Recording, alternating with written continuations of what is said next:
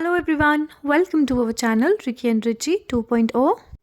Press conference के दौरान big boss के घर में मीडिया वालों ने सीधा सीधा टारगेट बनाया है यहाँ पर अभिषेक कुमार को। क्या कारण रहा जो एक लेडी मीडिया पर्सन जो है यहाँ पर पूरी तरह भड़की अभिषेक कुमार पर, बताएंगे आपको पूरी बात। पर उससे पहले मैं आपसे रिक्वेस्ट करूंगी कि अगर आप हमारे चैनल पर नए हैं तो प्लीज़ चैनल को जल्दी से सब्सक्राइब कर लीजिए और वीडियो को लाइक और शेयर करना ना भूलें।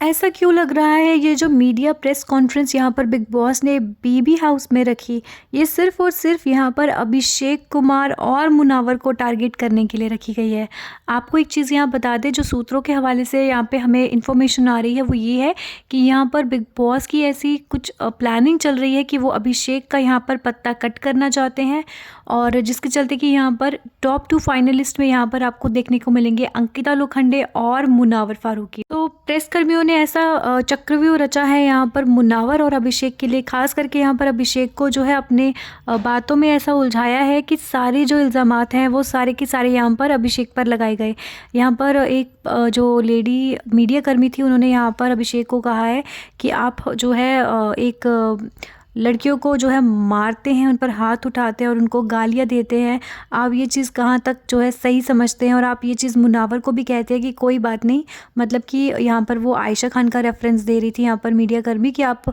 यहाँ पर मुनावर को भी ये कहते हुए नज़र आए कि कोई बात नहीं, होता है ये सब, लड़कियों के साथ हो जाता है कभी कभी, सब करते हैं, तो इसमें टेंशन मत ले। जिस पर कि अभिषेक कुमार ने अपने आप को डिफेंड करने की कोशिश की और यहाँ पे अभिषेक ने साफ तरीके से अपना जो है जवाब रखा कि उस टाइम पे जो था मुनावर, मैंने ज़रूर ये बात बोली है और उस चीज़ के लिए मैं माफ़ी मांगता हूँ, बट उस टाइम सिचुएशन ऐसी थी कि मुनावर जो था वो बहुत ज़्यादा जो है लो चला गया था, एक लो जोन में चला गया था और उसका मुंह जो है छोटा सा हो गया हुआ था, जिसके चलते कि मैं उसका दोस्त हूँ और मुझे उसकी वो चीज़ देखी नहीं गई, उसकी हालत। तो उस चीज़ से उभारने के लिए मैंने जस्ट उसको ऐसे बहलाने के लिए, जैसे बच्चे को हम बोलते कि हाँ आपने चाँद देखा, चाँद मांग रहा है, तो हम उसको बहलाते फुसला के उसको जो है कुछ और दे देते हैं। तो बस मैंने वही करने की वहाँ पर कोशिश की थी, इससे ज़्यादा जो है मैंने किसी की डिसरिस्पेक्ट करने की यहाँ पर कोशिश नहीं की है।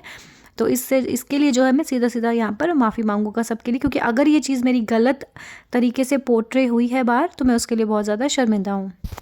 दूसरा सवाल यहाँ पर मीडिया पर्सन ने अभिषेक से ये पूछा कि आपने जो है अपनी पर्सनल लाइफ का मजाक खुद बनाया है, आपने सिर्फ जो है यहाँ पर समर्थ के ऊपर इल्ज़ाम डाला कि वो पोकिंग करता है और वो ऐसा है या वैसा है, बट आप और ईशा ही जो है पूरी तरह से ज़िम्मेदार हैं। आपको नहीं लगता है कि आप दोनों ने अपनी लाइफ का जो पर्सनल इश्यूज़ हैं उनका खुद यहाँ पर मुद्दा बनाया है सोशल मीडिया पे? तो इस पर अभिषेक ने यही बात बताई कि देखिए, मैंने जब इस शो में आने वाला था उससे पहले जो है मैंने ईशा से कॉल करके ये बात की थी कि जो भी हमारी पीछे हिस्ट्री रही है वो हम जो है उस शो पर नहीं लाएंगे, और क्योंकि वो अच्छा नहीं रहा है हमारा पास्ट, और अगर मैं 70% गलत था तो तुम भी ईशा 30% तुम्हारी भी गलती थी हमारे रिलेशनशिप में। जिसके चलते कि मैंने उसको ये बात पहले ही फ़ोन कॉल पे क्लियर की थी कि ये चीज़ हम जो है, ये कोई भी पर्सनल लाइफ के इश्यूज़ हम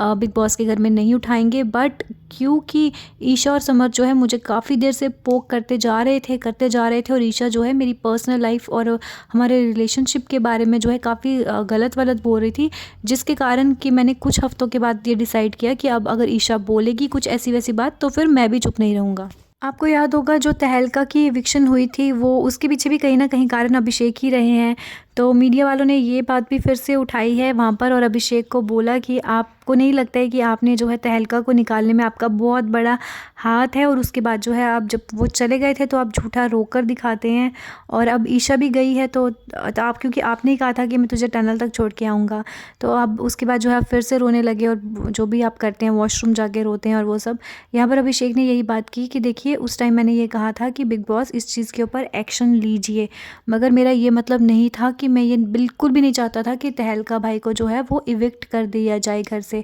इस पर अरुण साथ बैठे थे प्रेस कॉन्फ्रेंस में, वो भी भड़कते हैं और वो कहते हैं कि अगर तू ऐसा कुछ नहीं चाहता था तो क्यों रो रो के गला पीट कर बोल रहा था कि बिग बॉस यहाँ पे आप एक्शन लीजिए, एक्शन लीजिए। तो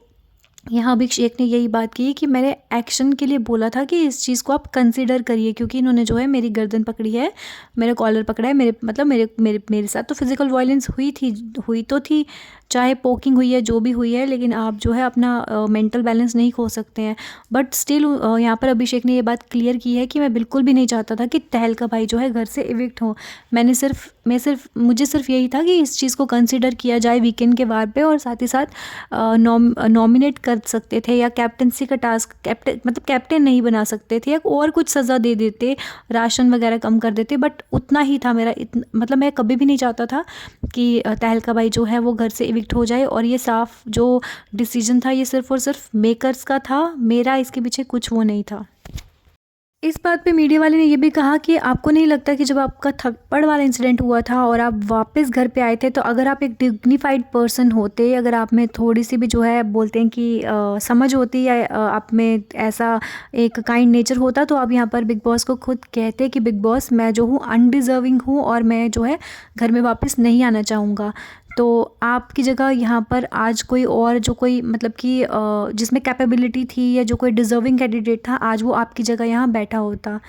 तो यहाँ पर अभिषेक ने फिर वही बात बोली कि देखिए आप तहलका वाले इंसिडेंट को इस चीज़ के साथ जो है आप रिलेट कर रहे हैं, और जहाँ तक रही मेरे वापस ना आने की बात, कि हर एक को ये प्लेटफॉर्म जो है बहुत इंपॉर्टेंट है, और मेरे लिए भी ये जो जगह है बिग बॉस का घर, ये एक बहुत बड़ा प्लेटफॉर्म है, और मैं ये अपॉर्चुनिटी जो है कभी भी मिस नहीं करना चाहूँगा। और क्योंकि मुझे लगता है कि मैंने कुछ गलत नहीं किया था, और ये जो थप्पड़ वाला इंसिडेंट हुआ था, सबको पता है कि यहाँ पर ईशा और समर्थ ने जो है मुझे हद से ज़्यादा पोकिंग की थी, और जो हाथ उठा था वो भी उसके लिए मैंने 1000 बार सॉरी बोला था, और मैंने दिल से बोला था, क्योंकि वो मुझसे गलती से हो गया था। वो एक एक्शन था, एक रिएक्शन जिसका निकला है। और यहाँ पर अभिषेक ने जो है काफ़ी बाखूबी से सारे सवालों का जो है जवाब दिया है। पर सबसे ज़्यादा अगर हम कहेंगे कि किसी को अगर टॉर्चर किया गया है या फिर टारगेट किया गया है, तो वो सिर्फ़ और सिर्फ अभिषेक कुमार हैं, और इसके पीछे ऐसे लग रहा है कि बिग बॉस का भी कुछ हाथ है, क्योंकि बिग बॉस जैसे मैंने आपको पहले ही बताया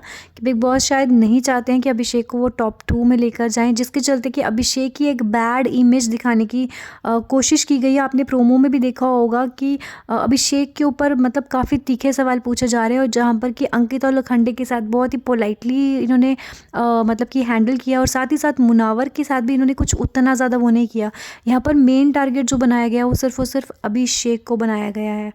तो आप ही बताइएगा कि आप किसको सपोर्ट करते हैं, और आपको क्या लगता है कि अभिषेक जो है वो ट्रॉफी डिज़र्व करते हैं या नहीं करते हैं, कमेंट्स में। और बने रहिए हमारे साथ। Thank you everyone.